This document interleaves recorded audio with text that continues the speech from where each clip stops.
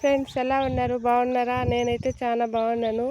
మళ్ళీ మా అత్త వాళ్ళ ఊరికైతే నేను వచ్చేసాను. నేను చెప్పాను కదా, అంటే మేము ముల్బాగ్లో అయితే 15 డేస్ అయితే ఉంటే మళ్ళీ ఒక 2 డేస్ 3 డేస్ అయితే అత్త వాళ్ళ ఊరికైతే వచ్చేస్తాను నేను.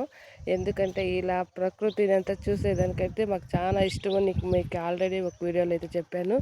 ఇక్కడ చూడండి, మా చెట్లో అయితే సీతాఫలంకాయ అయితే ఇచ్చింది. అంటే ఇక్కడైతే దీన్ని పెద్ద పనసకాయ అంటారంట. అంటే మామూలు భాగంలో అయితే సీతాఫలము అంటాం మేమైతే. ఇక్కడైతే పెద్ద పనసకాయ అంటారంట, నాకైతే తెలియదు. ఇక్కడ చూడండి ఎన్ని కాయలు ఇచ్చినాయంటే అన్ని కాయలు వేసినాయి. మీ ఊర్లో కూడా ఇలాగే ఇచ్చినాయి కాయలు అయితేను.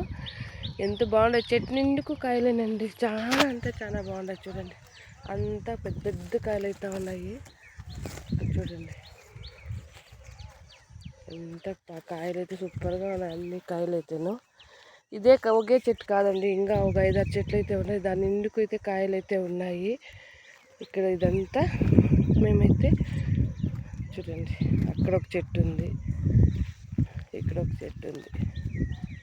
ఇలా అయితే చెట్టు నిండుకు కాయలేనండి. మీ చెట్లలో కూడా ఇలాగే కాయలు ఇస్తున్నాయా? ఇచ్చింటే ఒక కామెంట్ చేయండి. ఓకేనండి, ఈ వీడియో మీకు నచ్చితే లైక్ చేయండి, షేర్ చేయండి, సబ్స్క్రైబ్ చేసుకోండి. ఓకేనండి, బాయ్.